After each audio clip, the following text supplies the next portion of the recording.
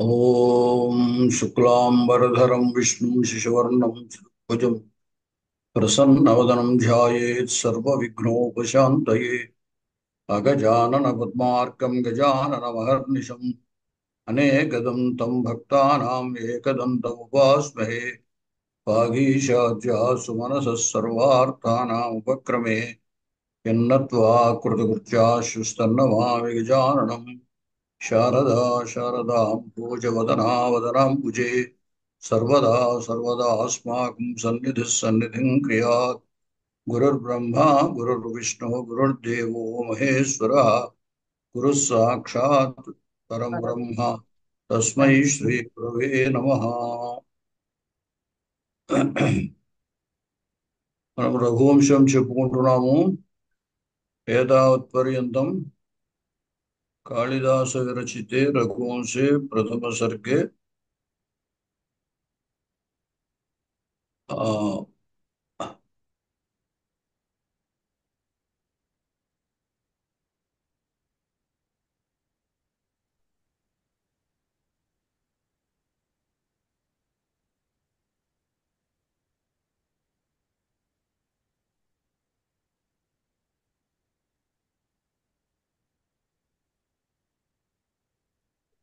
अष्टौ श्लोकाः उक्ताः. अद्य नवमः श्लोकः.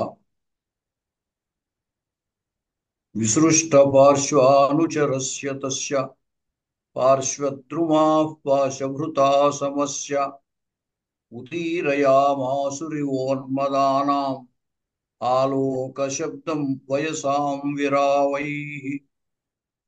विसृष्टपार्श्वानुचरस्य तस्य पार्श्वद्रुमाः पाशभृतासमस्य उदीरयामासुरिवोन्मदानाम् आलोकशब्दं वयसां विरावैः. पुनः विसृष्टपार्श्वानुचरस्य तस्य पार्श्वद्रुमाः पाशभृतासमस्य उदीरयामासुरिवोन्मदानाम् आलोकशब्दं वयसां विरावैः. इदानीं यः कश्चन पदच्छेदं वदतु.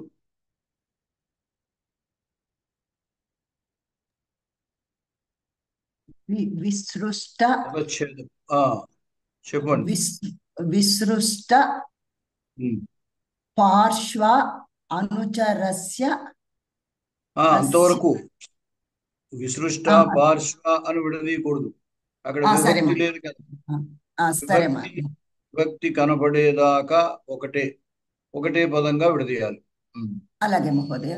విసృష్ట పార్శ్వానుచరస్య తస్య పార్శ్వద్రుమాః పాశభృతా సమస్య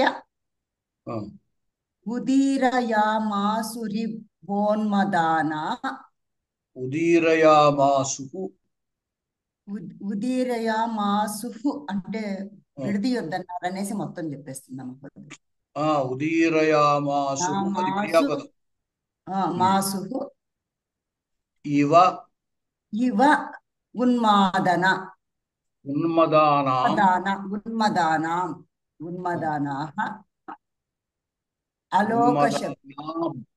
ఉన్మదానాం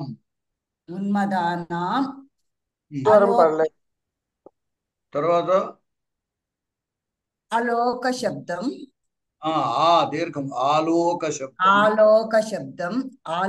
శబ్దం వయసాం విరావైః. అంతే. విసృష్ట పార్శ్వానుచరస్య తస్య పార్శ్వద్రుమాః పాశభృతా సమస్య ఇవ ఉన్మదానాం ఆలోక శబ్దం వయసాం విరావైః. ఇంకొకరు కూడా ఎవరైనా చెప్పండి.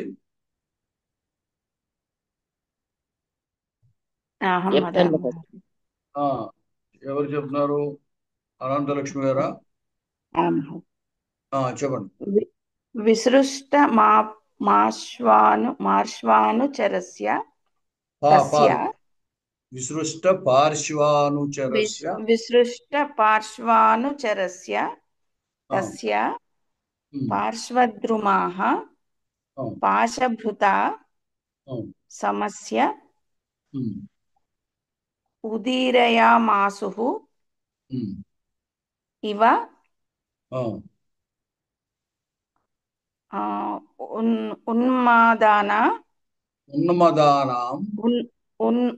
ఉన్మదానాం ఆలోక శబ్దం వయసాం విరావైః.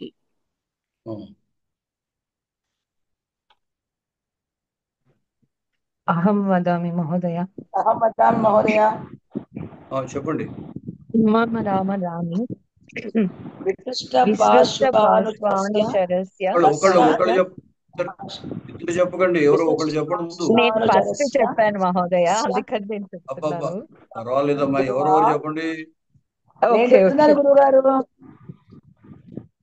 చెప్పండి ఎవరు, నాకు ఇక్కడ ఈ పేరు కనపడలేదు పిలవడానికి. తస్య పార్శ్వద్రుమాః పాశభృతా సమస్య ఉదీరయామాసుః ఇవ ఉన్మదానా ఆలోక శబ్దం వయసాం విరావైః. ఇప్పుడు చెప్పనా గురువు గారు? రాని విసృష్ట పార్శ్వానుచరస్య తస్య పార్శ్వద్రుమాః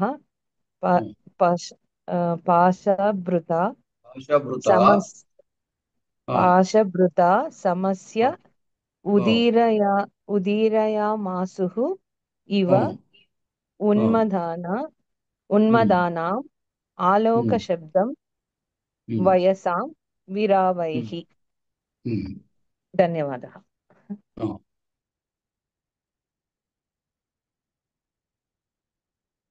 ఒకసారి ఉండండి. ఇది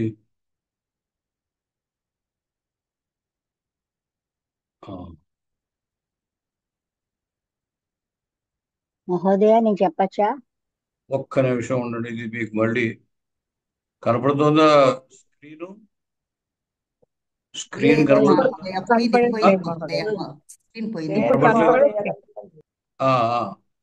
సార్ అది ఏదో కొంచెం ట్రబుల్ వచ్చింది. ఇప్పుడు మళ్ళీ షేర్ చేస్తాను.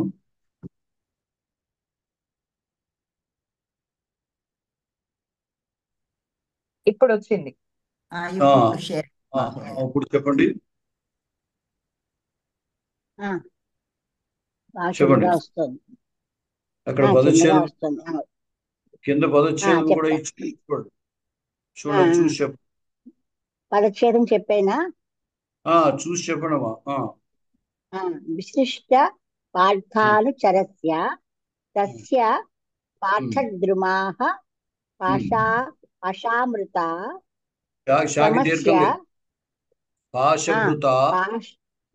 పాశభృతా సమస్య ఉదీరయామాసు ఇవ ఉన్మదానాం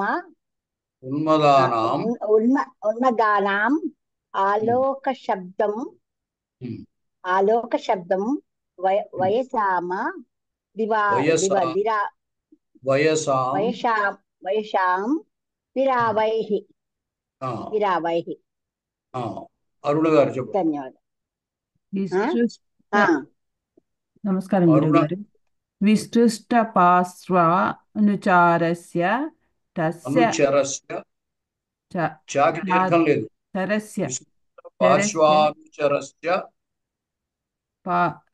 విసృష్ట పార్శ్వానుచరస్య తస్య పార్శ్వద్రుమాః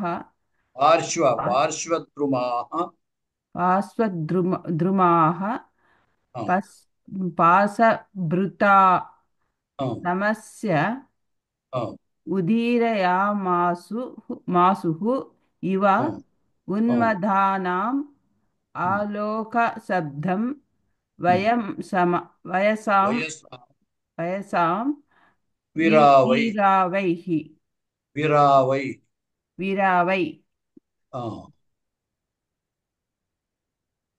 ఏ ఇప్పుడు ఒకసారి దీంట్లో క్రియాపదం ఏమిటి అని చూడండి. విరావైః ఉదీరయామాసుః విరావైః ఉదీరయామాసుః గురుగారు. అంతే. వస్తుంది క్రియాపదం అంటే ఆ క్రియాపదం మీకు కొత్తగా ఉండొచ్చు. పెట్టబడిన ఉదీరయామాసు ఆస ఆసతు ఆసు అని అది లిట్ పరోక్ష లిట్ అనమాట. చేత ఉదీరయామాసు అనేది క్రియాపదం. తర్వాత ఇప్పుడు పదచ్ఛేదం చేశారు కదా, ఆ పదముల యొక్క విభక్తి వచనము చెప్పండి ఎవరైనా. విసృష్ట పార్శ్వానుచరస్య, అది షష్ఠి విభక్తి పుంలింగము, షష్ఠి విభక్తి ఏకవచనము. తస్య దకారాంత తత్శబ్దః తస్య షష్ఠి విభక్తి ఏకవచనము. పార్శ్వద్రుమాః, పార్శ్వద్రుమా ఇది స్త్రీలింగ శబ్దము, ఆకారాంత స్త్రీలింగ శబ్దము, ప్రథమా విభక్తి బహువచనము మహోదయ. ఆకారాంత స్త్రీలింగం కాదు, అకారాంతమే ద్రుమ శబ్దం. ద్రుమ ద్రుమ అంటే చెట్టు. ద్రుమా అంటే ప్రథమ బహువచనం. ప్రథమ బహువచనం. అకారాంత పుంలింగ శబ్దః ప్రథమా విభక్తి బహువచనము. పాశభృత ఇది ఆకారాంత స్త్రీలింగ శబ్దము కాదు, అది పాశభృత్ మరుత్ శబ్దం లాగా తృతీయ విభక్తి, తృతీయ విభక్తి ఏకవచనం. అకారాంత తకారాంత పుంలింగ శబ్దః తృతీయ విభక్తి ఏకవచనము. తృతీయ విభక్తి ఏకవచనము. సమస్య, సమస్య అకారాంత పుంలింగ శబ్దం మహోదయ, ప్రథమా విభక్తి ఏకవచనం. సమస్య ఏమిటి? షష్ఠి విభక్తి ఏకవచనం. షష్ఠి విభక్తి ఏకవచనం. సమస్య, సమస్య షష్ఠి విభక్తి ఏకవచనము. ఉదీరయామాసు ఇది క్రియాపదం అన్నాం. సరే. ఇవ అవ్యయం, ఇవ అవ్యయం. ఉన్మదానాం నాం మానాం షష్ఠి విభక్తి బహువచనం అవుతుంది మహోదయ. షష్ఠి బహువచనము. ఆలోక శబ్దం, శబ్దం ఇది శబ్దం, ఇది నపుంసకలింగం ప్రథమ ఏకవచనం అవుతుంది మహోదయ. శబ్ద అనేది ఎప్పుడు వినలేదా? శబ్ద అనేది నపుంసకలింగమా? శబ్దం, శబ్ద, శబ్దం ద్వితీయ విభక్తి ఏకవచనం. ద్వితీయ విభక్తి ఏకవచనం సార్లు వచ్చింది, అది నపుంసకలింగం అంటారు. ఆలోక శబ్దం, దానికి శబ్దం ద్వితీయ విభక్తి ఏకవచనం. ద్వితీయ విభక్తి ఏకవచనం ఆలోక శబ్దం. తర్వాత వయసాం, ఇది సకారాంత నపుంసకలింగం. వయసాం ఇది షష్ఠి బహువచనం అవుతుంది మహోదయ. షష్ఠి బహువచనము. విరావైహి ఇది అకారాంత పుంలింగ శబ్దము, తృతీయ విభక్తి బహువచనము. అంతే. తర్వాత లలితవాణి గారు చెప్పు. నమస్కారం మహోదయ. విసృష్ట పార్శ్వానుచరస్య షష్ఠి ఏకవచనం. షష్ఠి విభక్తి ఏకవచనం. తస్య దకారాంత శబ్దం షష్ఠి ఏకవచనం. పార్శ్వద్రుమాః అకారాంత శబ్దం ప్రథమ బహువచనం. పార్శ్వభృత తకారాంత శబ్దం తృతీయ ఏకవచనం. సమస్య షష్ఠి ఏకవచనం. ఉదీరయామాసు క్రియ. ఇవ అవ్యయం. ఉన్మదానాం షష్ఠి బహువచనం. ఆలోక శబ్దం ద్వితీయ విభక్తి ఏకవచనం. वयसां सकारान्तशब्दं षष्ठी बहुवचनं विरावैः तृतीय बहुवचनं। इदानीं क्रियापद आधारेण अन्वयः ज्ञातव्यः। उदीरयामासुः, उदीरयामासुः नाम उक्तवन्तः अथवा उवाच ऊचतुः ऊचुः इति परोक्षे लिटि बहुवचनम्। उदीरयामासुः ऊचुः अथवा उक्तवन्तः। के उक्तवन्तः?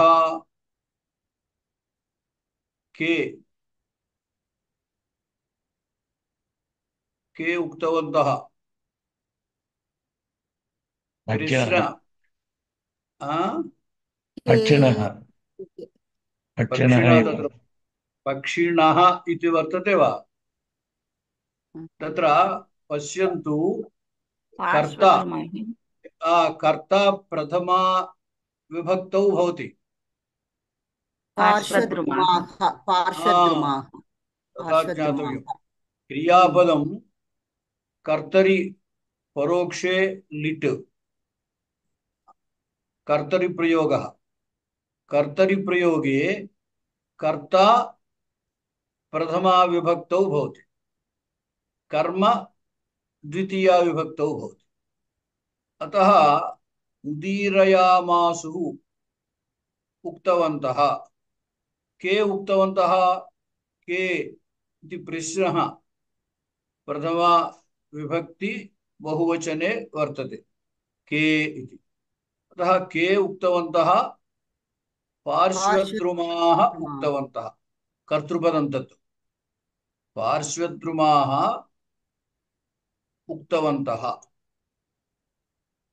किम् उक्तवन्तः? आलोकशब्दम् आलोकशब्दम् उक्तवन्तः। द्वितीया विभक्तौ भवति। कर्म कर्म द्वितीया विभक्तौ भवति, कर्ता प्रथमा विभक्तौ भवति। अतः पार्श्वद्रुमाः आलोकशब्दम् उदीरयामासुः। पार्श्वद्रुमाः आलोकशब्दम् उदीरयामासुः। आलोकशब्दम् इत्यस्य अर्थः जयशब्दः। नाम जय जयध्वानं यदा राजा आगच्छति तदा पार्श्वे स्थिताः जनाः किं वदन्ति? जय जय इति वदन्ति। अतः आलोकशब्दम् इत्यस्य अर्थः जयशब्दम् उक्तवन्तः।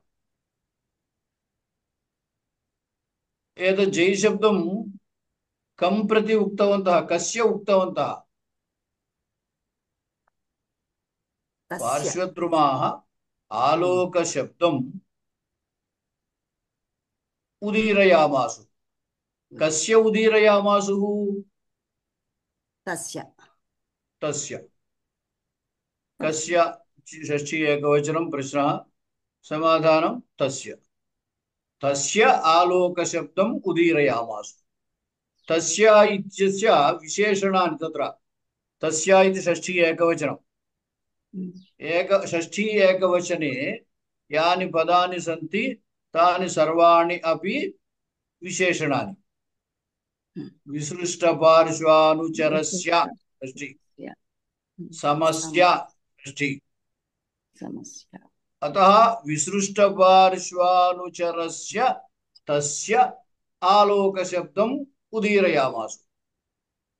पार्श्वद्रुमाः नाम पार्श्वे स्थिताः वृक्षाः।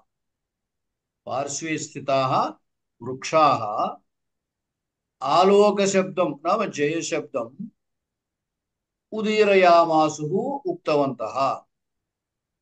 कस्य जयशब्दम् उक्तवन्तः? तस्य। तस्य नाम दिलीपस्य।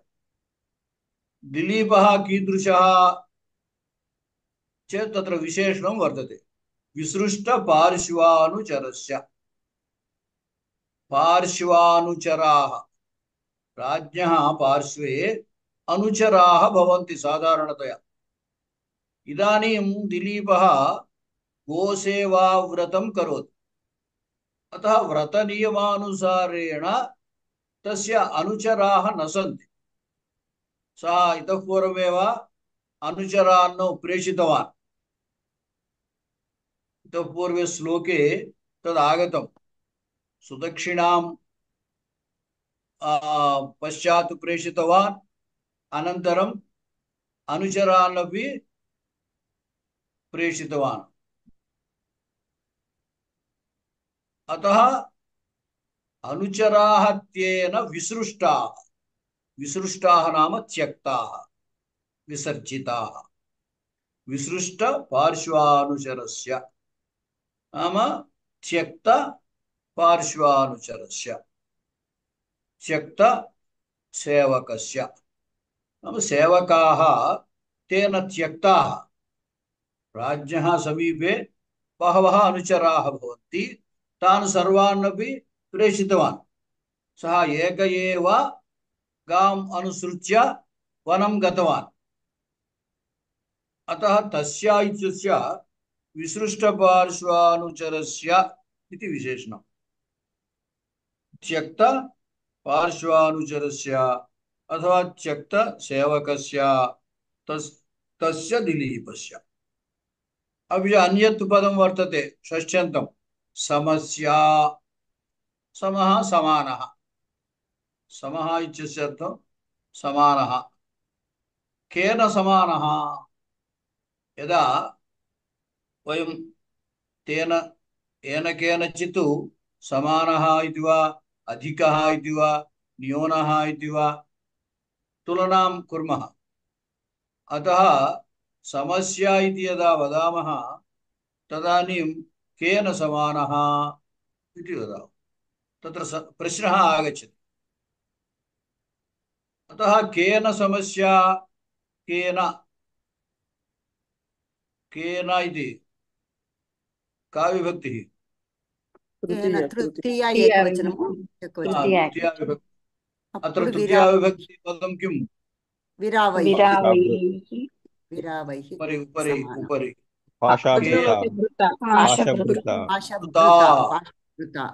पाशभृता समस्या समस्या इत्यस्य पार्श्वे एव वर्तते पदं पाशभृता समस्या विरावैः इति दूरे वर्तते अतः सन्निहितपदं परित्यज्य दूरस्थितं पदं न स्वीकर्तव्यम् अतः समस्या पाशभृता समस्या पाशभृत् नाम वरुणः पाशभृत् नाम वरुणः वरुणेन समस्या समानस्य तस्य दिलीपस्य एवं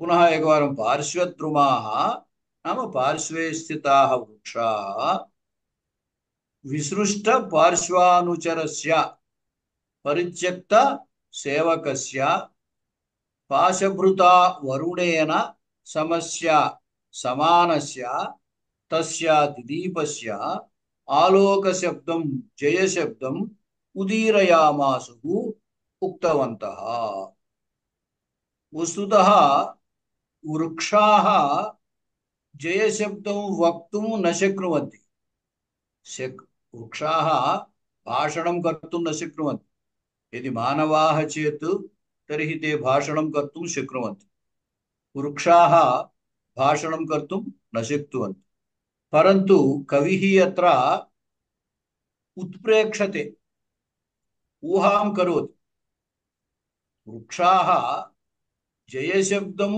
उदीरयामासुः इव वर्तते वस्तुतः ते न उक्तवन्तः उक्तवन्तः इव तत्र स्थितिः परिस्थितिः वर्तते इत्यर्थः कथं कश्चन शब्दः यदि आगच्छति तदानीं तथा ऊहां कर्तुं शक्नोति अतः अत्र किं वदति వయసాం విరావై ఉన్మదానాం వయసాం విరావై ఆలోక శబ్దం ఉదీరయామాసు ఇవ.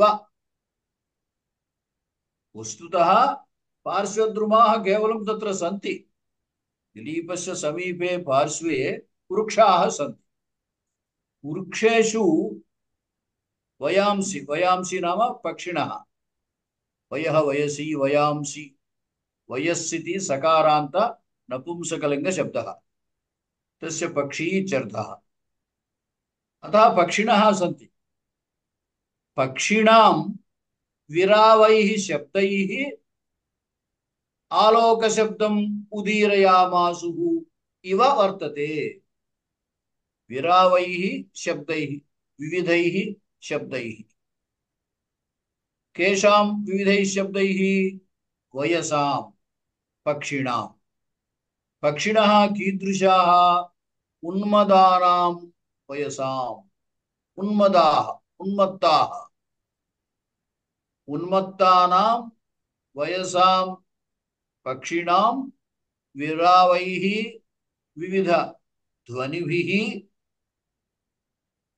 आलोक शब्दं नाम जयध्वानं जय जय शब्दं उदीरयामासु इव उक्तवन्तः इव आसीत्. तत्र वृक्षेषु पक्षिणः सन्ति. पक्षिभिः विविधाः शब्दाः कृताः. तान् शब्दान् कविः कथम् ऊहते? आलोक शब्दं कुर्वन्ति इव. वृक्षाः एव जय शब्दं कुर्वन्ति इव वर्तते. अर्थः ज्ञातः वा? आं महोदय, आं महोदय, ज्ञातवती. एकवारम् आन्ध्रभाषायां वदामि. ఇక్కడ చెట్లు దిలీపుడికి పక్కన ఉన్నాయి. పార్శ్వద్రుమాహ పక్కన ఉన్నటువంటి చెట్లు. ఈ చెట్లు జయ శబ్దాన్ని చెప్పుతున్నట్లుగా ఉంది. ఉదీరయామాసు ఇవ క్రియోత్ప్రేక్ష అంటారు దాన్ని. అంటే చెట్లు ఏమీ పలకవు కాబట్టి చెట్లు మాట్లాడుతున్నాయి అనడానికి లేదు, మాట్లాడుతున్నట్టుగా ఉంది అని అనొచ్చు. అయితే మాట్లాడుతున్నట్టుగా ఉండాలంటే చెట్ల నుండి ఏదో ఒకటి ధ్వని రావాలి. ఆ ధ్వని ఎలా వస్తుంది అంటే చెట్ల మీద పక్షులు ఉన్నాయి. ఆ పక్షులు రకరకాలైన ధ్వనులు చేస్తున్నాయి. ఆ ధ్వనుల్ని కవి ఏం చెబుతున్నాడు అనమాట, చెట్లు జయశబ్దాన్ని చేస్తున్నట్టుగా పలుకుతున్నట్టుగా ఉంది అంటున్నాడు. పార్శ్వద్రుమాహ అతనికి పక్కన ఉన్నటువంటి చెట్లు.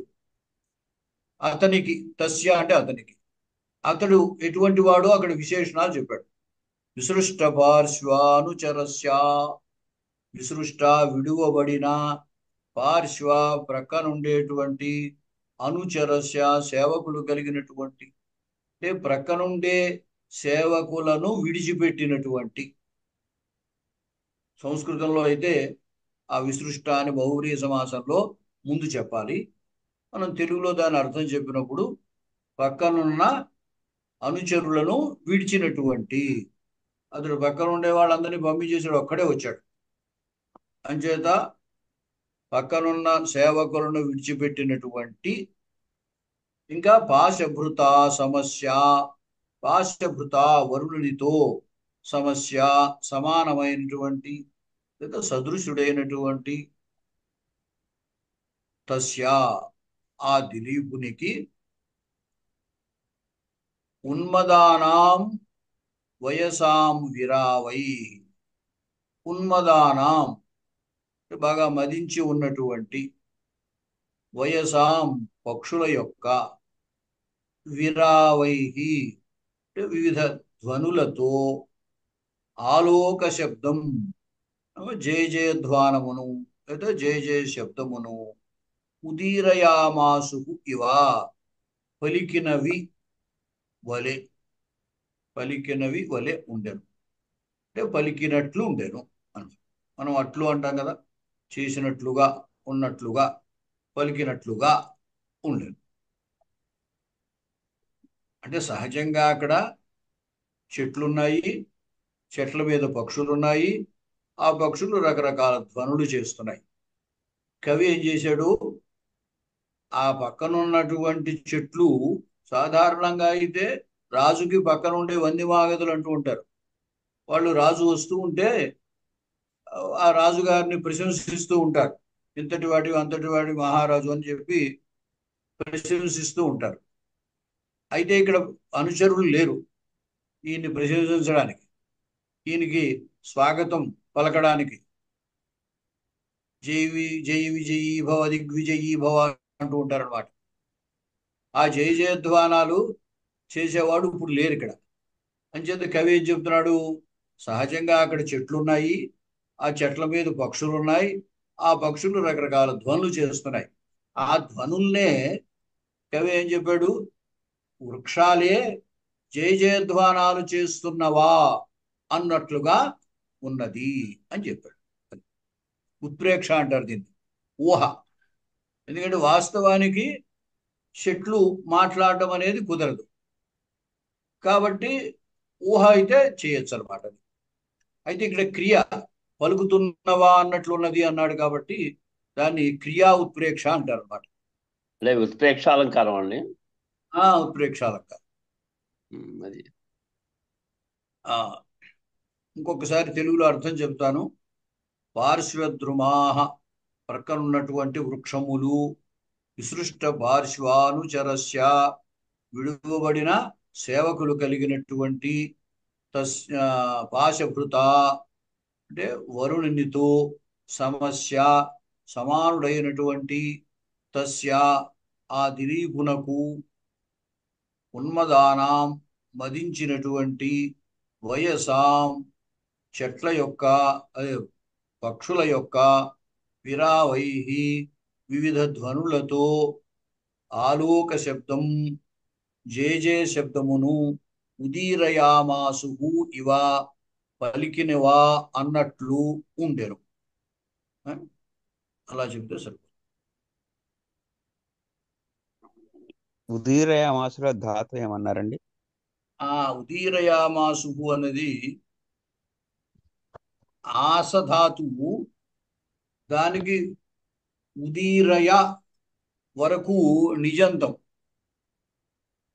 ఆ నిజంతం మీద లిట్టులో ఏమిటంటే అనేకాక్షైన ధాతువులకి లిట్టులో ధాతువుకి దిత్వం అది రాకుండా భూ ఒకటి, ఆశా ఒకటి, క్రూ భూ అస్, క్రూధాతువు, భూధాతువు, అస్ ధాతువు, ఈ మూడు అనుప్రయోగము అంటారు. ఈ మూడు ప్రయోగిస్తూ ఉంటారు. అంటే భూధాతువు యొక్క లిట్టు కానీ, కృధాతువు యొక్క లిట్టు కానీ, అసధాతువు యొక్క లిట్టు కానీ వాడుతూ ఉంటారు అన్నమాట. అది డైరెక్ట్ గా ఉదీరయ ధాతువు కాదనమాట, అస్సు ధాతు. ఈ ఉదీరయ అనేటువంటి దానికి అస్ అనేది కలుపుతారు. చూడండి ఇక్కడ ఉదీర అనేదే వేరే శబ్దము మహోదయ. ఉదీర అంటే వేరే శబ్దముగా, వేరే శబ్దమే అయినా ఇక్కడ దాన్నే క్రియాపదంగా మొత్తం ఉదీరయామాస అనేది క్రియాపదంగా చెప్పాలి. దాన్ని విడదీయకూడదు అన్నమాట. ఇటువంటి నిజంతాలు కొన్ని ఉంటాయి. ఇప్పుడు గోపాయామాస ఉప్పు ధాతు ఉందనుకోండి, దానికి నిచ్చొచ్చి గోపాయతి అని, అందువల్ల గోపాయ నిజంతం. అలా నిజంతంగా ఉన్న వాటికి లిట్టు చెప్పాలంటే దానికి కృధాతువు లిట్టు కానీ, అసధాతువు లిట్టు కానీ, భూధాతువు లిట్టు కానీ కలపాలి. ఆ మూడు ధాతువులు.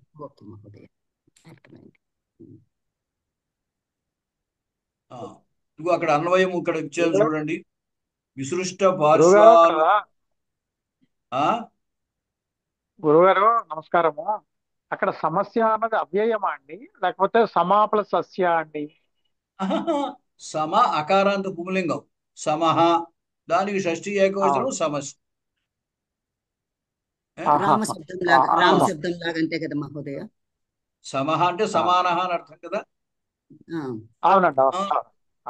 దానికి షష్ఠి సమస్య. అది అస్తు మహోదయ. విసృష్ట తస్య పార్శ్వద్రుమాః ఉన్మదానాం వయసాం విరావైః ఆలోక శబ్దం ఉదీరయామాసు ఇవ వర్తతే. ఇంకా క్రియాపదం ఉంది కాబట్టి ఇంకా మళ్ళీ క్రియాపదం ఉండదు. ఇక్కడ క్రియనే ఉత్ప్రేక్షిస్తున్నాడు. మొదటి చెప్పాను కర్తృపదం కాదు, మొదటి చెప్పామనుకోండి, అలా చెప్పినా పర్వాలేదు. విసృష్ట పార్శ్వానుచరస్య పాశభృత సమస్య తస్య. సాధారణంగా మనం కర్త, కర్మ, క్రియ అట్లా వాడతాం కదా ఆ వరుసలో. అది మనకి తేలిగ్గా ఉంటుంది. దాన్ని ముందుకు తీసుకొచ్చేస్తాం.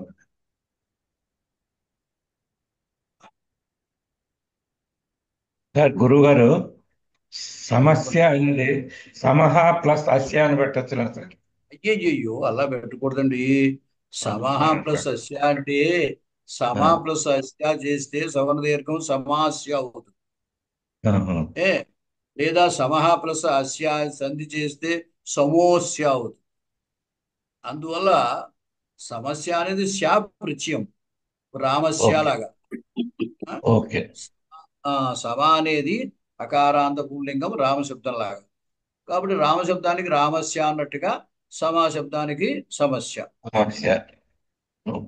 Okay sir.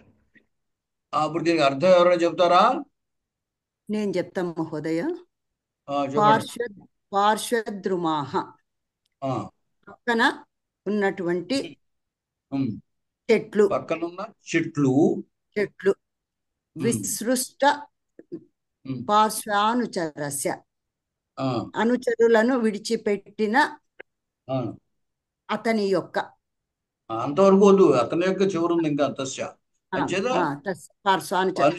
విడిచిపెట్టినటువంటి అనుచరులను విడిచిపెట్టినటువంటి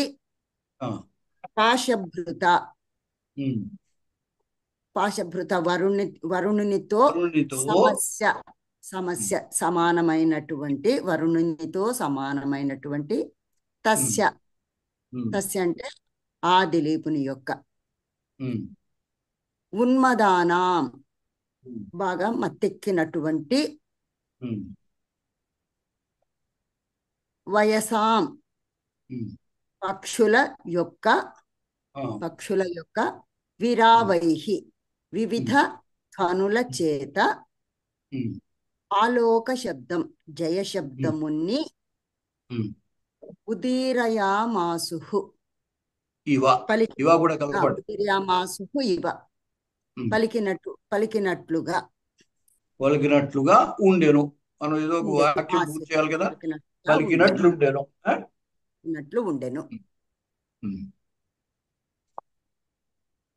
తర్వాత ఇంకోళ్ళు ఎవరైనా? నేను చెప్పనా మహోదయ? చెప్పండి.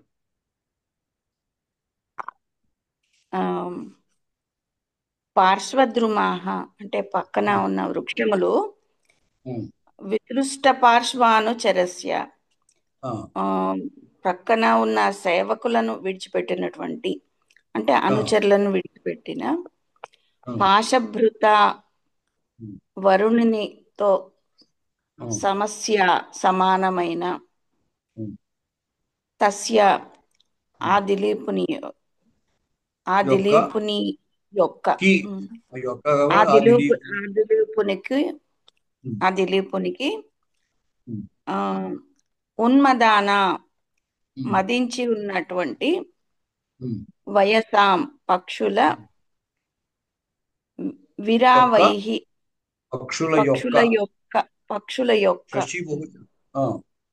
పక్షుల యొక్క విరావైహి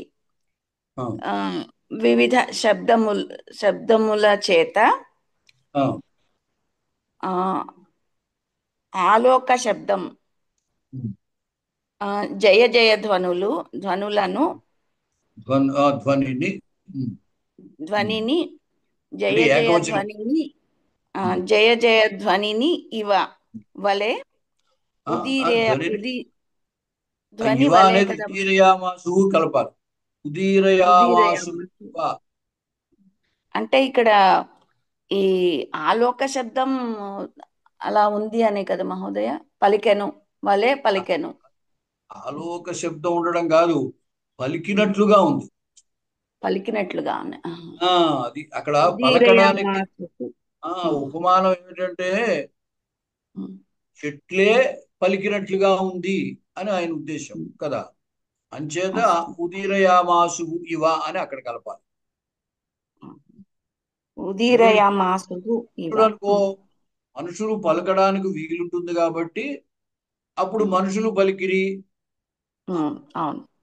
అని చెప్పొచ్చు. ఇక్కడ మనుషులు ఇక్కడ చెట్లు కాబట్టి పలకడానికి అవకాశం లేదు కాబట్టి పలికినట్లుగా ఉంది అని ఊహ చేశాడు అనమాట.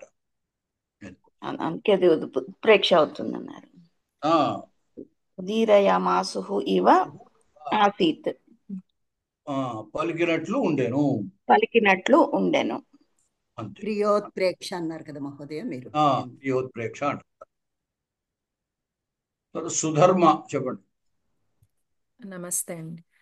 పార్శ్వద్రుమాః పక్కనున్న చెట్లు, విసృష్ట పార్శ్వానుచరస్య పక్కనున్న అనుచరులని పంపివేసినటువంటి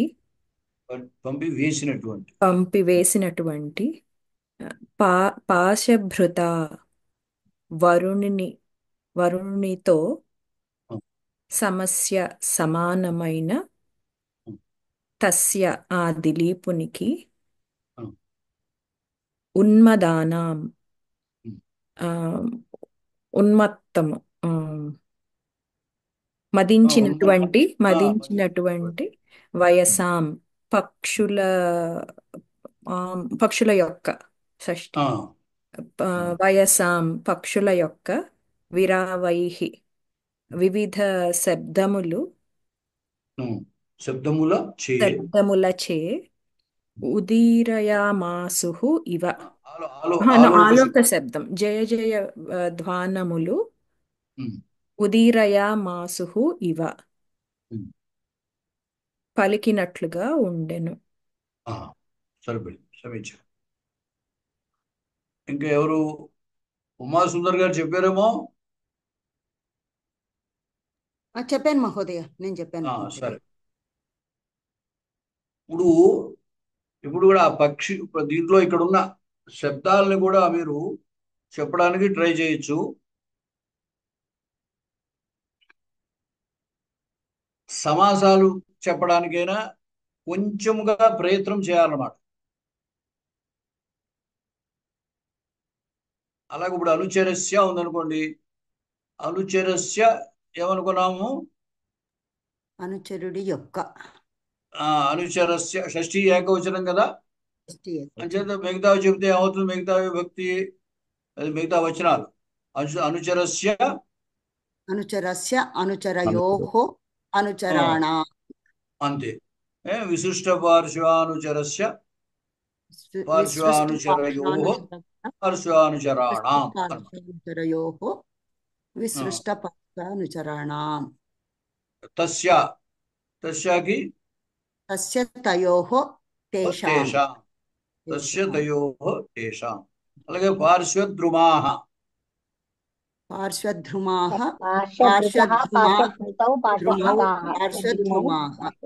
ఇక్కడ ద్రుమాః ప్రథమ బహువచనం కాబట్టి ముందు ఏకవచనం.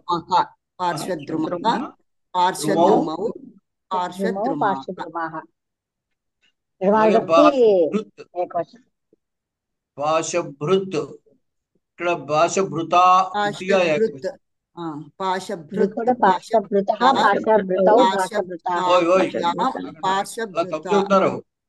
పాశభృత మరుతాలాగా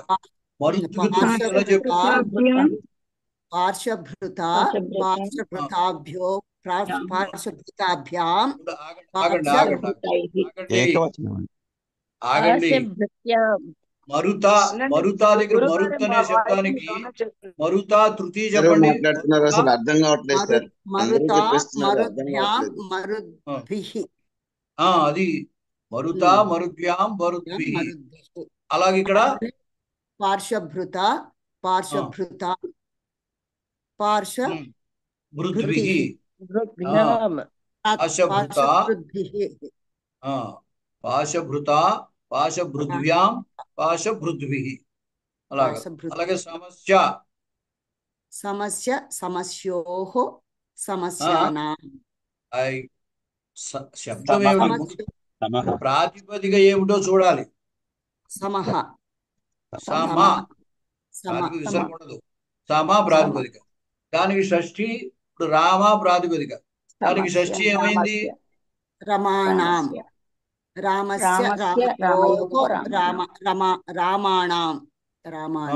వేరే వాళ్ళకు కూడా అవకాశం ఇవ్వండి గురుగారు. చెప్పండి మీరు, దానికి ఏం లేదు. ఒకళ్ళే చెప్పకండి, ఎవరు చెప్తారో నాకు ఇక్కడ ఏం తెలియలేదు. మరి మీరు నేను చెప్తుంటే అందరూ ఒక్కసారి అర్థం అవ్వట్లేదు. అందరూ ఒకటేసారి మాట్లాడేస్తున్నారు, అసలు అర్థం కావట్లేదు గురుగారు. ఒక్కసారి హ్యాండ్ రైజ్ చెయ్యండి, గురువు గారే అడుగుతారు. చెప్పిన వాళ్ళే మళ్ళీ వాళ్ళే చెప్పకండి. ఓకే, ఇది రికార్డింగ్ కూడా ఉంది కదా, గందరగోళంగా ఉంటుంది. ఓకే, మీరందరూ ఒక్కొక్కళ్ళు అందరూ చెప్పండి. ఇంతకు ముందు చెప్పిన వాళ్ళు మళ్ళీ చెప్పొద్దు, కొత్త వాళ్ళకు కూడా మనం ఇవ్వాలి కదా అవకాశం. అంటే అలాగే మీకు నేను చెప్పేస్తాను, నేను చెప్పాను నా ఈజీయే, కానీ మీకు ప్రయత్నిస్తే మీకు వస్తుందని నేను చెప్పమంటున్నాను. మీరు గందరగోళం చేయకండి. హ్యాండ్ రైజ్ చెయ్యండి, చేస్తే చెప్పిన వాళ్ళు హ్యాండ్ డౌన్ చేసేయండి. Lower your hand. ఉమాసుందర్ గారు మీరు చెప్పారు కదా, మీరు డౌన్ చేసేయండి. మీరు మిగిలిన వాళ్ళందరూ ఇప్పటి వరకు చెప్పని వాళ్ళు ఎవరైనా ఉంటే ట్రై చేద్దాం అంటే అప్పుడు ఒకళ్ళు అలా హ్యాండ్ రైజ్ చేయండి, గురువుగారే అడుగుతారు మీ పేరు చూసి పైన. సరేనా? సమస్య ఉందనుకోండి, ఇప్పుడు ఇంతకి సమ అని ప్రాతిపదిక అనమాట. ఇందాక అనుకున్నాం కదా, సమహ సమాన. సమస్య అంటే సమానస్య అని అర్థం. కాబట్టి సమ అనే దాని మీద షష్ఠి, రామాకి రామస్య రామయోహ రామాణం అన్నట్టుగా సమస్య సమయోహ సమానాం అనాలి. ఇక్కడ సమ అనే శబ్దము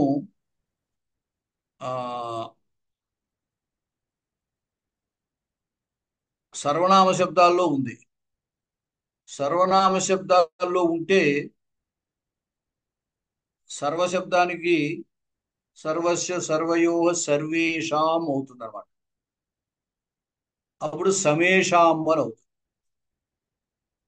సర్వనామ శబ్దంగా అయితే సమేషాం అవుతుంది.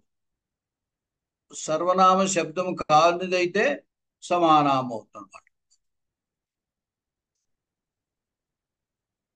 తర్వాత ఉదీరయామాసు,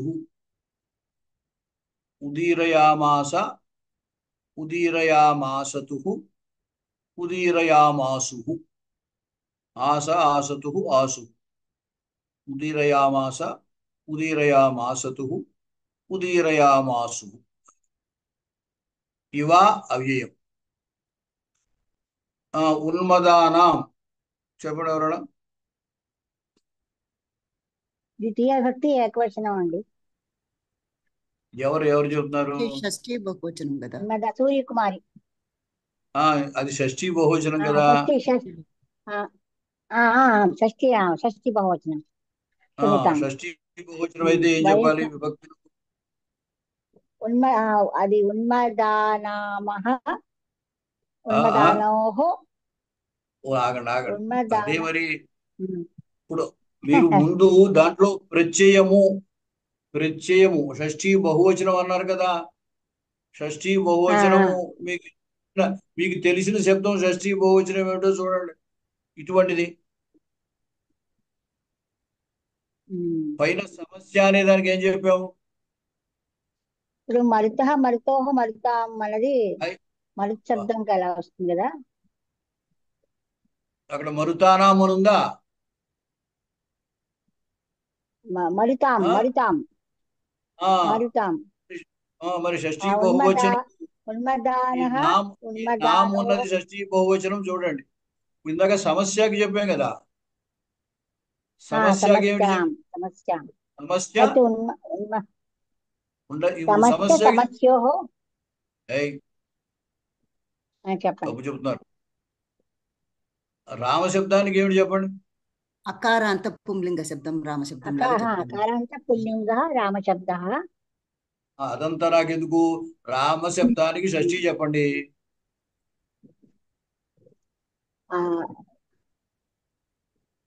రామస్య రామస్య రామయోః రామానాం రామస్య రామయోః రామాణం. అలాగే అట్లాగే ఉన్మదానస్య సమస్యకి ఉన్మదానయోః ఉన్మదానస్య ఉన్మదానయోః ఉన్మదానాం. అలాగా ఉన్మద ఉన్మద ఉన్మదానయస్య శబ్దం ఉన్మదస్య ఉన్మదస్య ఉన్మదయోః ఉన్మదయోః ఉన్మదానాం. ఉన్మదస్య ఉన్మదయోః ఉన్మదస్య ఉన్మదానాం. ఉన్మదయోః ఉన్మదానాం. మొదటి ప్రాతిపదిక ఏమిటో గుర్తుపట్టాలి. విభక్తిని గుర్తుపట్టాక ఆ విభక్తి ప్రత్యయము ప్రాతిపదిక. ఇప్పుడు సమస్య, సమస్య అనగానే సమస్య సమ దానికి స్యా ప్రత్యయం. సమస్య సమయోః సమాన. సమస్యయోః అన్నారు. మళ్ళీ సమస్యయోః కాదు, సమయోః. సమస్య సమయోః సమానాం. రామస్య రామయోః రామాణం అంటున్నాం. రామ తస్య రామ యోః రామా. అలాగా ఇక్కడ ఉన్మద అసలు శబ్దం, దానికి షష్ఠి ఉన్మద ఉన్మద యోః ఉన్మదా నాం. ఉన్మదస్య ఉన్మదయోః ఉన్మదానాం. ఆలోక శబ్దం అశోక శబ్దం అశోకస్య కాదు, ఆలోక. ఆలోకస్య ఆలోకస్య ఆలోక అక్కడ ఉన్నది చూడండి, తప్పు చెప్తున్నారు. ఆగండి మీరు. ఆలోక శబ్దం అన్నది ద్వితీయ విభక్తి ఏకవచనం అయింది. మరి మరి ద్వితీయ విభక్తి చెప్పవలసినప్పుడు షష్ఠి చెబుతారు. ద్వితీయ విభక్తి ఏకవచనం.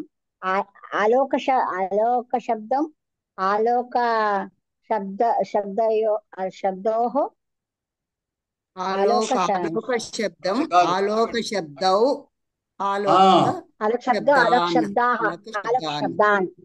శబ్దాన్ రామశబ్దంలో ఇప్పుడు శబ్దం ద్వితీయం తెలిసింది కదా. ద్వితీయ శబ్దంలా ఉన్న మీకు తెలిసిన శబ్దం చూడండి. మరి అప్పుడు రామశబ్దం తెలుసు మీకు. రామం రామం రామాన్. కాబట్టి శబ్దం శబ్దం శబ్దం అది. అలాగా మీకు పరిచయం ఉన్న శబ్దం చూసి దాని పోలికతోటి చెప్పాలి. అలా అయితే సులువుగా చెప్పగలరు. శబ్ద పుంలింగము, రామ పుంలింగము. కాబట్టి రామశబ్దానికి రామం రామౌ రామాన్. ఆ విధంగా శబ్దం శబ్దం శబ్దాన్ అది. తర్వాత వయసాం సప్తమి ఏకవచనం బహువచనం అండి. చెప్పండి. ఇంకొకళ్ళు ఎవరు? నేను చెప్తానండి. రమ్య గారు చెబుతారా? చెప్తానండి. ఈ వయసాం అనేది ఏ విభక్తి? షష్ఠీ బహువచనం అండి, నపుంసలింగం. షష్ఠీ బహువచనం. వయస్సు శబ్దం. ఇప్పుడు సకారాంత శబ్దం ఉంది కాబట్టి సకారాంత శబ్దానికి ఎలా ఉంటుందో అది చెప్పాలన్నమాట.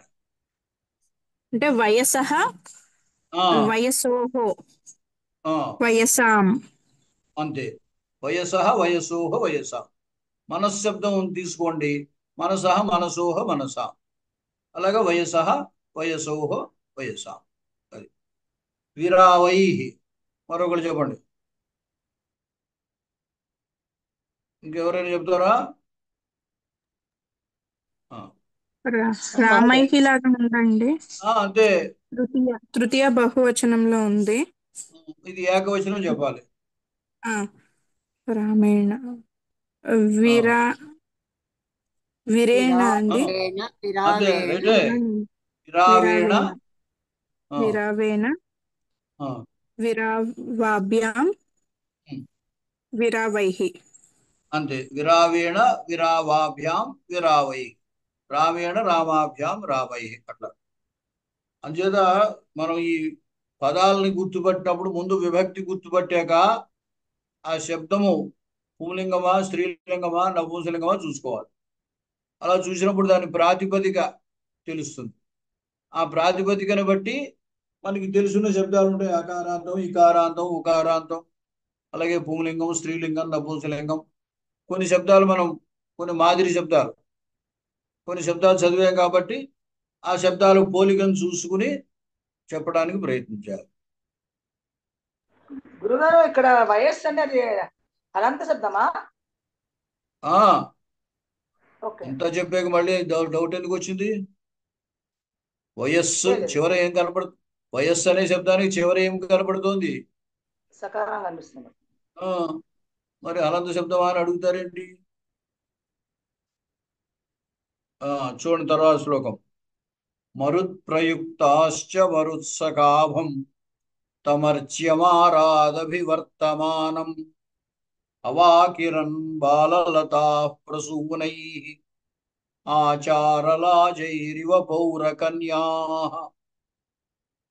మరుత్ప్రయుక్తాశ్చ మరుత్సకాభం తమర్చ్యమారాదభివర్తమానం అవాకిరన్ బాలలతా ప్రసూనైః ఆచారలాజైరివ పౌరకన్యాః.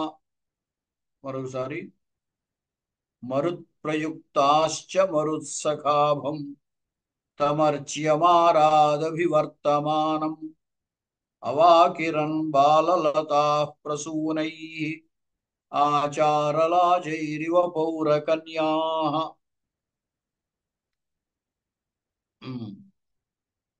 పదచ్ఛేదం ఎవరు చెబుతారు? నేను ట్రై చేయనండి. సుధర్మ గారు చెప్పండి. మరుత్ ప్రయుక్తాః చ మరుత్ మరుత్ సఖాభం. అంత కలిపేయండి. అంత కలిపే కదండి, అందులో విడతీసేది తమర్చ్యమారాద్ దాన్ని చూడండి సరిగ్గా. దాన్ని విడదీయండి. తమర్చ్యం తమ్ కూడా విడదీయాలి. తమర్చ్యమాహ అక్కడ తమ్ తమ్ తమ్ తమ్ అర్చ్యమారాద అర్చ్యం అర్చ్యం ఆరాద ఆరాత్ ఆరాత్ అభివర్తమానం. అదనమాట. మూడు 4 పదాలు. తమ్, అర్చ్యం, ఆరాత్, అభివర్తమానం. అభివర్తమానం. ఓకే. అవాకిరన్ బాలలతాః ప్రసూనైః ఆచారలాజైః ఇవ పౌరకన్యాః. సవిచ మరుత్ప్రయుక్తాః చ మరుత్సఖాభం అర్చ్యం అర్చ్యం ఆరాత్ అభివర్తమానం సమానం. అవాకిరన్ బాలలతాః ప్రసూనైః ఆచారలాజైః ఇవ పౌరకన్యాః. ఇంకా ఎవరైనా చెప్పండి. అహం వదామి. ఉమాసుందర్ గారు చెప్పండి. మరుత్ప్రయుక్తాః చ మరుత్సఖాభం తం అర్చ్యం ఆరాత్ అభివర్తమానం అవాకిరన్ బాలలతాః ప్రసూనైః ఆచారలాజైః ఇవ పౌరకన్యాః.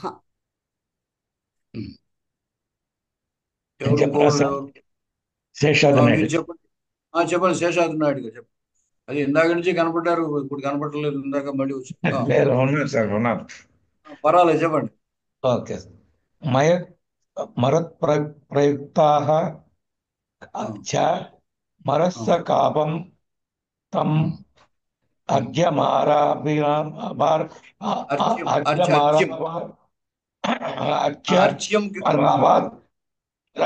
मरात् अभिवर्तमानम् अवाकिरन् बाललताः प्रसूनैः आचारलाजैः इव पौरकन्या. అక్కడ తం అర్చ్యం ఆరాత్ ఆరాత్ దగ్గర కూడా విడదీయాలి. ఆరాత్ అభివర్తమానం, ఆరాత్ అభివర్తమానం అనాలి. అర్చ్యం. ఓకే, సరిపోయింది. ఇంకా ఎవరన్నా మహోదయ అని చెప్తాను. చెప్పండి. ఎవరు ఆవిడ? సూర్యకుమారి గారు. చెప్పండి.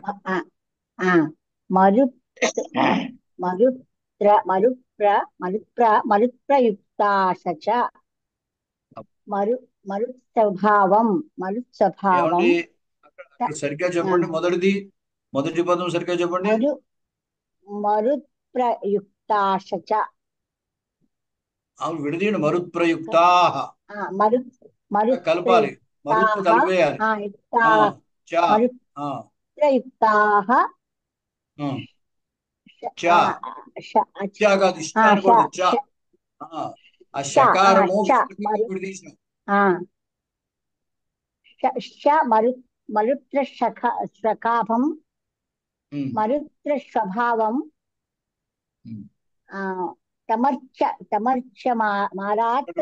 మరుత్రస్వభావం విడదీయాలి. తం అర్చమారాత్. అర్చ్యం కాదు, తమ్ మకారం. తమ్ అనే చోట మకారం విడదీస్తే అవతల ఇంకా అకారమే ఉంటుంది. తమ్ అర్చ్యం అక్షం ఆరాత్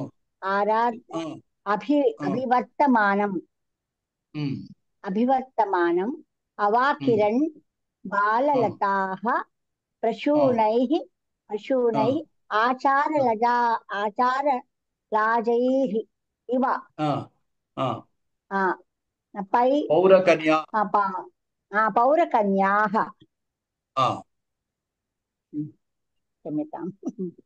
చెప్పారా? సరే. ఇప్పుడు ఆ చెప్పినటువంటి వాటి యొక్క విభక్తిని ప్రయత్నించండి. మరుత్ప్రయుక్తాః ఆకారాంత స్త్రీలింగము ప్రథమ విభక్తి బహువచనము. ఆగండమ్మా. మరుత్ప్రయుక్తా చెప్పండి. మరుత్ప్రయుక్తాః ఆకారాంత స్త్రీలింగ శబ్దము ప్రథమ విభక్తి బహువచనము. స అవ్యయము. మరుత్సఖాభం ఇది పుంలింగము, ద్వితీయ విభక్తి ఏకవచనం. మరుత్సఖాభం. తం దకారాంత తత్శబ్దము తం ద్వితీయ విభక్తి ఏకవచనము. అర్చ్యం ఇది కూడా ద్వితీయ విభక్తి ఏకవచనము. అర్చ్యం. తర్వాత ఆరాత్ అవ్యయము. ఆరాత్ అవ్యయం. అభివర్తమానం ఇది ద్వితీయ విభక్తి ఏకవచనం. అవాకిరణ్ క్రియాపదం. అది అవాకిరణ్ వెదజల్లినాయి. అది క్రియాపదం. క్రియాపదము. బాలలతాః ఆకారాంత స్త్రీలింగ శబ్దము ప్రథమ విభక్తి బహువచనము. ప్రసూనైః తృతీయ విభక్తి బహువచనము. ఆచారలాజైః తృతీయ విభక్తి బహువచనము. ఇవ అవ్యయము.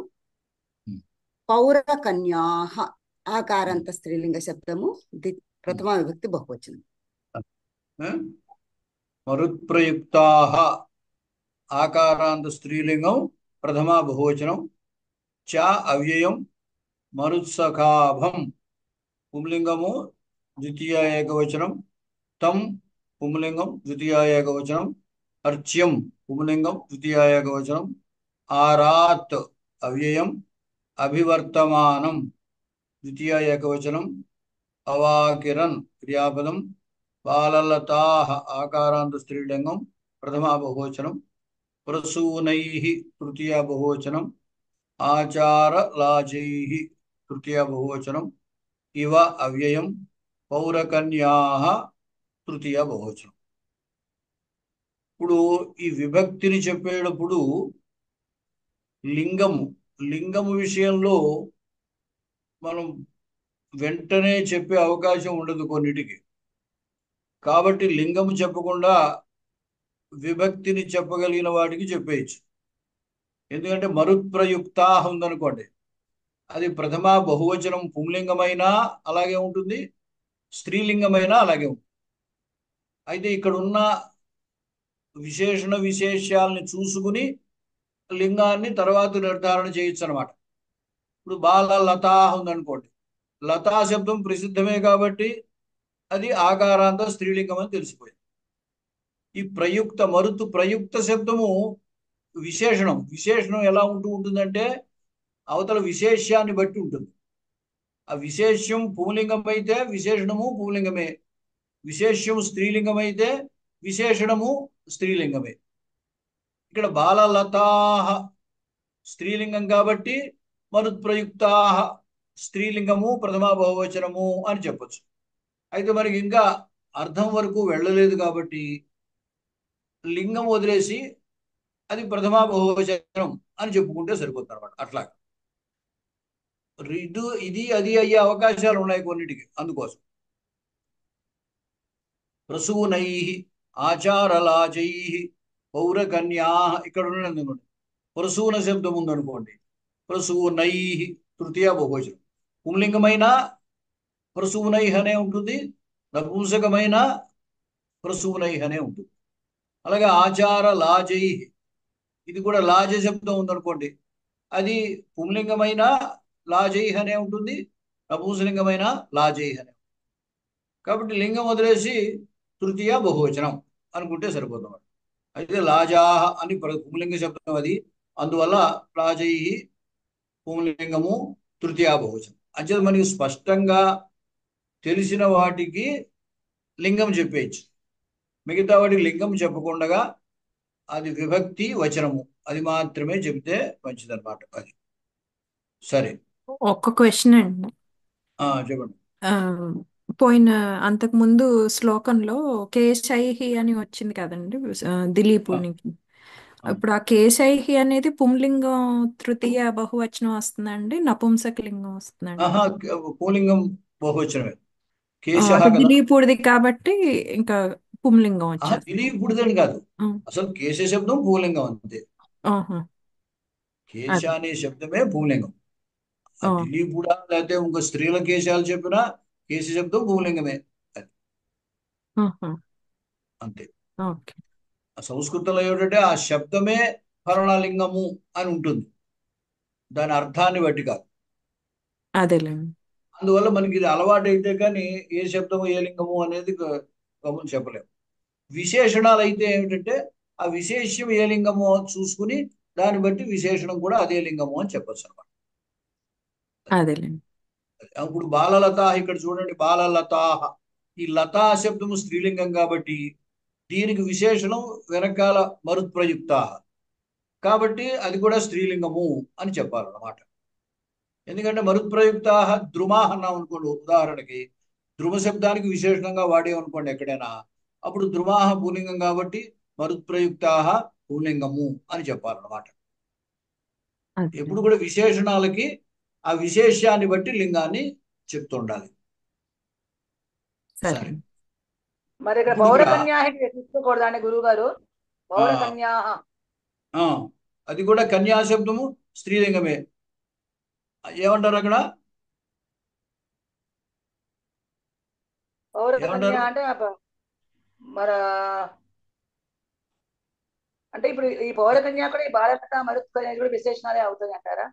బాలలత చెబుతా. అక్కడ ఇవ ఉంది కదా, పౌరకన్యా ఇవ, బాలలతలని పౌరకన్యలతో పోల్చాడు. ఇక్కడ బాలలతలు పువ్వులు చల్లాయి, పౌరకన్యలు పేలాలు చల్లారు. ఆచార లాజములు అంటే పేలాలు. పేలాలు శుభసూచకం కాబట్టి ఎక్కడికైనా దిగ్విజయ యాత్రకు వెళ్ళినప్పుడు కానీ వచ్చినప్పుడు కానీ రాజు మీద ఆ పౌరకన్యలు ఏం చేస్తారంటే పేలాలు చల్లుతారు. అదొక ఆచారం, వచ్చేది ఆచార లాజే, అదో సంప్రదాయంగా వస్తుంది. పెళ్ళిళ్ళలో చూసారా లాజహోమం అని ఉంటుంది, పేలాలు హోమం చేస్తారు. వచ్చేది పేలాలు శుభ సూచకం అనమాట, శుభద్రవ్యం. పసుపు కుంకుమ ఎలా అయితే మనం శుభద్రవ్యాలుగా చెప్తామో అలాగే లాజలు కూడా శుభద్రవ్యాలు అనమాట. సరే, అవాకిరన్ అంటే చల్లిరి అన్నట్టు. అవాకిరన్ అంటే ప్రక్షిప్తవంత అయితే అభిషిక్తవంత. అయితే ఇక్కడ స్త్రీలను చెబుతున్నారు కాబట్టి ప్రక్షిప్తవచ్చ అని. క్రియాపదం చెప్తే చిక్షేప. చిక్షేప అంటే చిక్షేప, చిక్షిపతు, చిక్షిపు అని లిట్టు. ఇక్కడ లిట్టు వాడలేదనుకోండి, క్షిపతి అంతే కదా మహోదయ, క్షిప్ ధాతువు. ఈ అవ అకిరన్, అకిరన్ కిరతి, కిరత కిరంతి, దానికి భూతకాలం లంగ్, అకిరత్ అకిరతాం అకిరన్ అనమాట. అవాకిరన్, అవా అనేది ఉపసర్గ అంటే చల్లిరి అన్నట్టు. ఎవరు కాహ అవాకిరన్ అంటే ప్రశ్న అవతల కర్తృపదం పుంలింగంలో ఉందా స్త్రీలింగంలో ఉందా దాన్ని బట్టి. కాహ అవాకిరన్, బాలలతాహ అవాకిరన్, బాలలతాహ అవాకిరన్. బాలలతలు అంటే లేతగా ఉన్న లతలు అన్నమాట. ఆ బాలలతలు చల్లిరి, చల్లినవి అని చెప్తాం అనుకోండి. తెలుగులో అయితే ఈ మహద్వాచకము మహతీవాచకము అంటారు. అంటే మామూలుగా మానవులు, పురుషులు, స్త్రీలు వీళ్ళు చెప్పినప్పుడేమో చల్లిరి అంటాము. మిగతా చెట్లకి వాటికి అయితే లతలకి చెల్లినవి అని అనాలి. సంస్కృతంలో అయితే ఆ ఇబ్బంది లేదు, ఒకటే క్రియాపదం అవాకిరన్. బాలలతాహ తస్య విశేషణం మరుత్ ప్రయుక్తాః. దోశలైనా ఇడ్లీ వేయాలి. మరుత్ ఏమన్నారు? వాళ్ళ ఇంట్లో మాట్లాడుకుంటున్నారండి. సరే సరే. మరుత్ ప్రయుక్త నమ మరుతా ప్రేరేపిత, గాలి చేత ప్రేరేపింపబడినవి అటువంటి బాలలత. అంటే గాలికి ఊగే అనమాట. ఆ ఊగినప్పుడు ఆ లతల నుండి పువ్వులు ఆయన మీద పడ్డాయి. దాని కవ్యమో పువ్వులతో చల్లేయి అని చెప్తున్నాడు. మరుతు ప్రయుక్తా, గాలి చేత ప్రయుక్తములై ప్రేరేపింపబడినవై లేదా నియుక్తములై బాలలతాహ అవాకిరన్. ఎవరిని చల్లేరు, వేటితో చల్లేరు? తం అవాకిరన్, అతనిని. తం ద్వితీయ ఏకవచనం, దాని విశేషణాలు కూడా అట్లాగే ఉంటాయి. మరుత్సఖాభం, అర్చ్యం, అభివర్తమానం అని. ఆ అమ్ముని బట్టే ద్వితీయ ఏకవచనము అవన్నీ విశేషణ విశేష్యములు అనే విషయాన్ని మనం తెలుసుకోవాలి.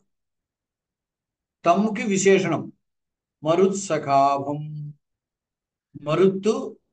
మరుత్సఖ ఆభం. మరుత్ అంటే గాలి, గాలికి సఖ గాలికి మిత్రుడు ఎవరు? అగ్ని. ఆ గాలికి మిత్రుడు అగ్ని. అగ్నిలా భాతి ప్రకాశం. మరుత్సగాభం గాలికి మిత్రుడైన అగ్నిలా ప్రకాశిస్తున్నటువంటి, అంటే అటువంటి తేజస్సు కలిగిన వాడు అనమాట. మరుత్ సకాభం గాలికి మిత్రుడైన అగ్నిలా ప్రకాశిస్తున్నటువంటి తము ఆ దిలీపుణ్ణి. ఇంకా ద్వితీయ ఏకవచనాలు అర్చ్యం, అర్చ్య పూజాయాం, అర్చ్య పూజింపదగినవాడు, అర్చ్యం అంటే పూజింపదగిన వాడైనటువంటి. మరొకటి అభివర్తమానం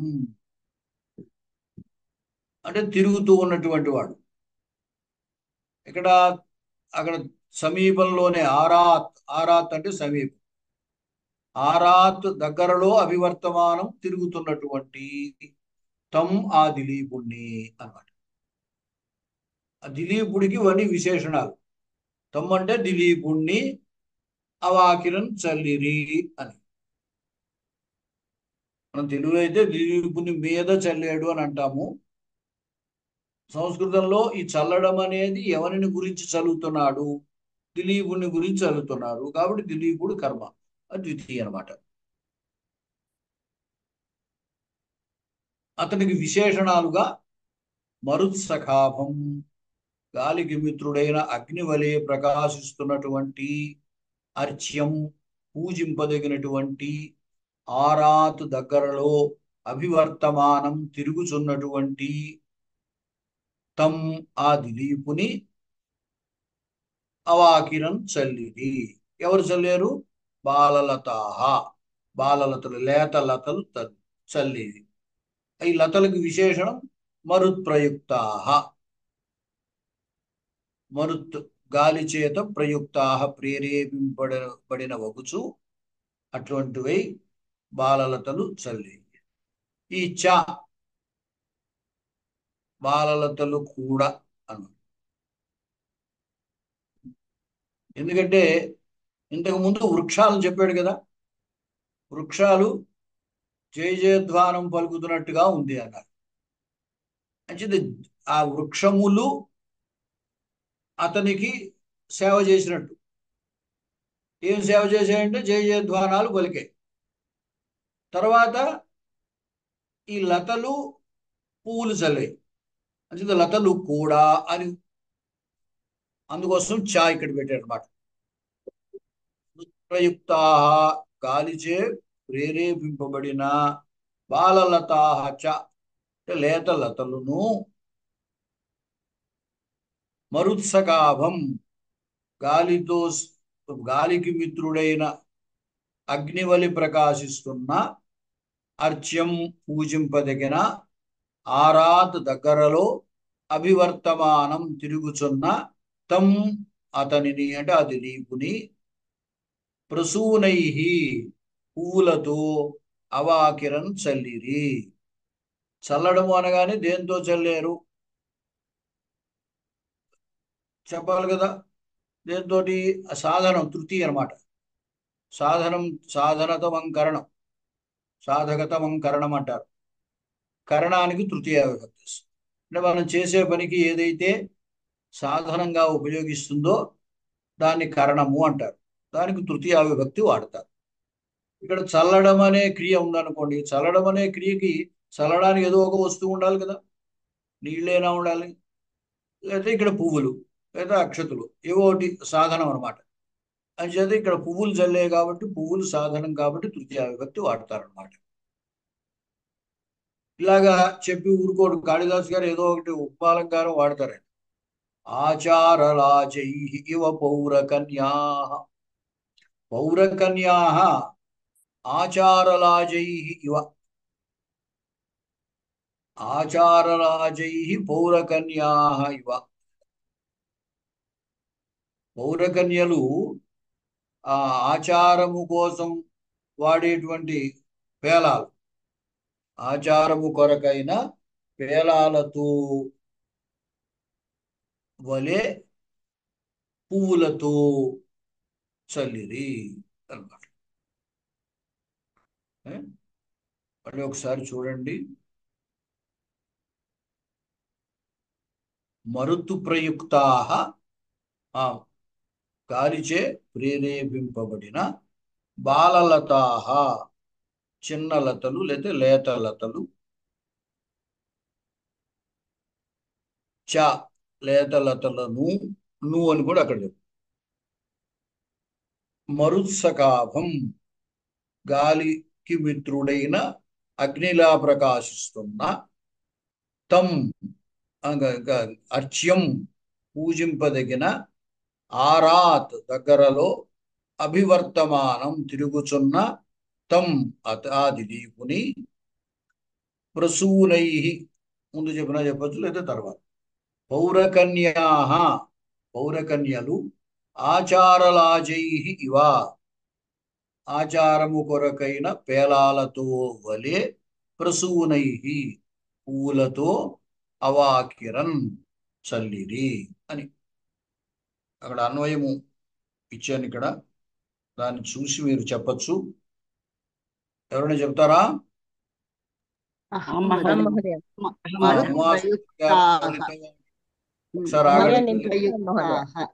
చెప్పండి. ఉమాసుందరి మహోదయ. లలితవాణి ఎవరు? లలితవాణి గారు చెప్పండి. మరుత్ ప్రయుక్తాః గాలిచే ప్రేరేపింపబడిన బాలలతాః. అక్కడ చ కలపండి. ప్రిక్తములైన బాలలతాః అంటే చిన్న చిన్న పూలలు, తీగలు, చిన్న తీగలను. ఆరాద్ అంటే ఆరాద్ అంటే దగ్గరగా దగ్గరగా అభివర్తమానం తిరుగుచున్నటువంటి మరుత్సకాభం అంటే మరుత్కి స్నేహితుడైన అగ్నివలే ప్రకాశించుచున్న తం అర్చ్యం తం అర్చ్యం అంటే పూజింపదగిన మరుత్. ఒక్క నిమిషం మహోదయ. తిరుగుచున్నటువంటి మరుత్ గాలికి స్నేహితుడైన అగ్ని వలె ప్రకాశించుతున్న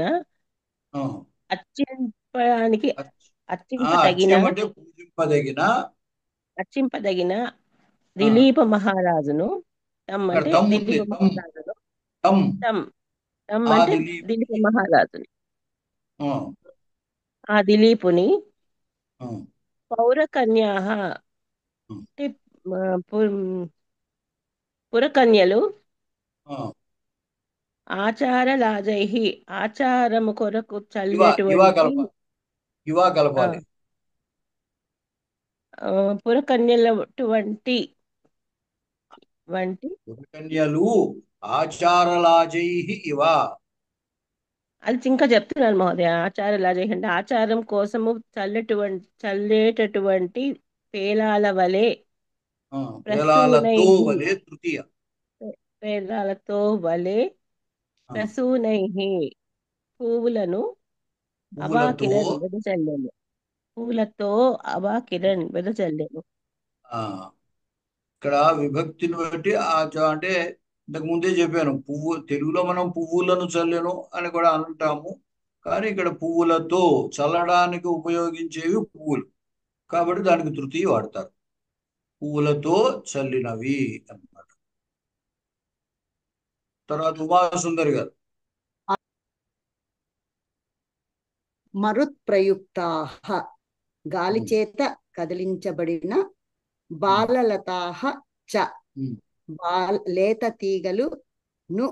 తీగలు కూడా ఆరాత్ సమీపములో ఉన్నటువంటి అభివర్తమానం తిరుగుతూ ఉన్నటువంటి వాడైన మరుత్సఖాభం గాలికి స్నేహితుడైన అగ్ని వల్లే తేజస్సు కలిగినటువంటి అర్చ్యం గౌరవానికి పాత్రుడైనటువంటి తం ఆ దిలీప మహారాజును పౌరకన్యాః పౌరకన్యలు అంటే పురకన్యలు ఆచార పురములో ఉన్న కన్యలు, పురములో ఉన్న కన్యలు, నగరంలో ఉన్నటువంటి కన్యలు. ఆచార లాజైహి ఇవ సంప్రదాయం ప్రకారము పేలాలను వెదజల్లడము వలె, పేలాలతో వెదజల్లడం వలె. చెప్పకండి, సంప్రదాయము కొరకగు పేలాలతో వలె, సంప్రదాయము కొరకు పేలాలతో వెదజల్లడం వలె. వెదజల్లడం వద్దు, వెదజల్లడం అని ఇప్పుడు చెప్పకండి, చివరి క్రియది. సంప్రదాయం ప్రకారం పేలాలతో. ఆచార అంటే సంప్రదాయం, ఆచారం. లాజ అంటే పేలాలు. కాబట్టి ఆచారము కొరకైన పేలాలు, ఆచారము కొరకైన పేలాలు,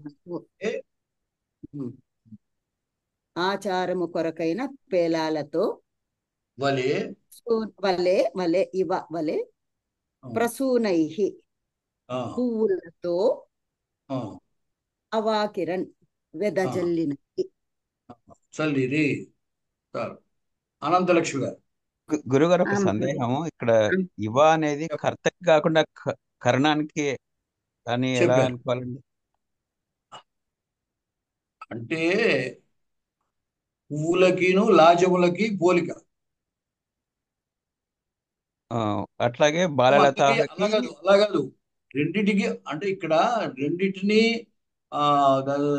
అంటే ప్రతి వస్తువు అంటారు. అంటే ఏంటి? పౌరకన్యలకి లతలకి పోలిక, లాజములకి పుష్పములకి పోలిక, రెండిటికి పోలిక ఉంది. అంచేతనే పౌరకన్యా ఆచారలాజైరివ అన్నాడు. అంటే పువ్వులతో చల్లిరే అని చెప్పాలి కదా చివరికి. అందువల్ల యువతలకి తీసుకొచ్చారు. ఆచారలాజై పౌరకన్యా ఇవ అలా చెప్పినా అదే అర్థం. సరే, అదే సందేహం. మంచిది. అక్కడ రెండిటికి ఉపమానం ఉంది. పౌరకన్యలకి లతలకి, లాజములకు పుష్పములకు, రెండిటికి కూడా ఉపమా ఉంటుంది. మంచిదండి. ఎవరైనా చెప్పండి. అనంతలక్ష్మి గారా? మరుత్ప్రయుక్తాః వాయుచే ప్రేరేపించబడిన బాలలతాః బాలలతలును మరుత్సఖాభం గాలికి వాయువు మిత్రుడైన అగ్ని వలె ప్రకాశిస్తున్నటువంటి అత్యం పూజనీయుడైనటువంటి ఆరాత్ అభివర్తమానం దగ్గర సమీపంలో తిరుగుతున్నటువంటి తం ఆ దిలీప మహారాజును పౌరకన్యాః నగర కన్యలు ఆచారలాజైః ఇవ సాంప్రదాయం కొరకు చల్లడి పేలాలతో వలె ప్రసూనైః పువ్వులతో అవాకిరణ్ చల్లినవి. తర్వాత ఎవరన్నా? రామ్ గారు చెప్పారా? రామ్ నేను చెప్పిన సార్. శేషాద్రి నాయుడు గారు చెప్పండి. మరుత్ప్రయుక్తాః వాయువు చేత ప్రేరేపింపబడిన బాలలతాః చ లేత తీగలతో ఆరాత్ సమీపమునందు లేత తీగలను ఆరాత్ సమీపమునందు అభివర్తమానం నడిచి వెళ్ళుతున్నటువంటి మరుత్సఖాభం వాయుమిత్రుడైన అగ్నివలె ప్రకాశించున్నవాడును ఆజ్యం పూజనీయుడైన తం ఆ దిలీప మహారాజును ప్రసూనై పూల చేత పౌరకన్యా పట్టణం నందరి కన్యలు ఆరాజలాజై ఇవ ఆచార రాజై ఇవ. ఆచార రాజై ఇవ. రాజు బయటికి వెళుతున్నప్పుడు వరిపేలాల చేత వలె అవాకిరన్ చల్లినవి. ప్రసూనై ప్రసూనై వదిలేశారు. చెప్పేశారా? పువ్వులతో చెప్పినట్టు ఇంతకు ముందే చెప్పారా? అవాకిరన్ చల్లినవి.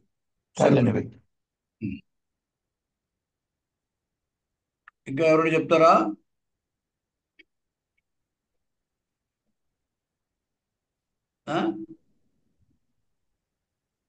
సరే, ఇప్పుడు అలాగే ఈ శబ్దముల యొక్క నేను చెప్పేదా గురువు గారు? ఎవరు అరుణ గారా? అవును గురువు గారు. చెప్పండి.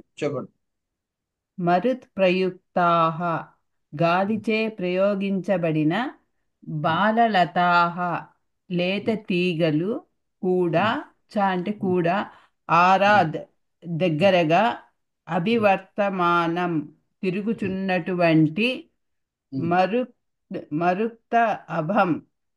మరుత్ సఖాభం గాలికి మిత్రుడైన అగ్ని వలె ప్రకాశించుచున్నటువంటి ఆచార్యం అంటే అర్చ్యం కాదు, అక్కడ ఆచార్యం లేదు,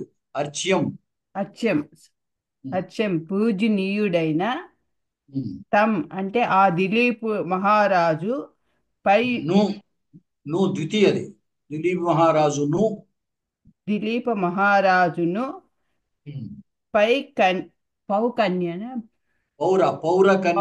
పౌరకన్యా పురములో ఉన్నటువంటి కన్యలు లాజై సంప్రదాయము కొరకై పేలాలను ఇవవలే ప్రసూనై పువ్వులతో అవాకిరన్ అంటే వెదజల్లిరి. ఇక్కడ బాలలతాహ, ఇక్కడ పౌర కన్యల్ని చెప్పాడు కాబట్టి పైన బాలలతాహ అని వాడాడు అనమాట. ఎందుకంటే ఈ కన్యలు వీళ్ళు పుర స్త్రీలు కాంతలు అన్నట్టయితే పెద్దవాళ్ళు అని అర్థం వస్తుంది. ఇక్కడ కన్యలు చెప్పాడు కాబట్టి ఆ లతలకి బాలలతాహ అని చెప్పాడు, కేవలం లతాహ. అలాగే మరుత్ సఖాభం అన్నప్పుడు మరుత్తు సఖ ఆభం. మరుత్ అంటే గాలి, సఖి శబ్దానికి పూలింగంలో అయితే సఖా అవుతుంది. మరుత్తు సఖ గాలికి మిత్రుడు ఎవడో మనం తెలుసు కాబట్టి అగ్ని అని చెప్పేస్తాం అన్నమాట. అందువల్ల దాన్ని అలాగే ఆభ అంటే కాంతి. 3 పదాలు ఉన్నాయి దాంట్లో. కాబట్టి గాలికి మిత్రుడైన అగ్ని వలె ప్రకాశిస్తున్నా అని అర్థం చెబుతున్నాం అనమాట. అక్కడ ఉన్న పదాలకి వీలైనంత వరకు అర్థం వచ్చేటట్టుగా ప్రయత్నించాలి. సరే, ఇక్కడితో ఇంకా ముగిస్తున్నాను.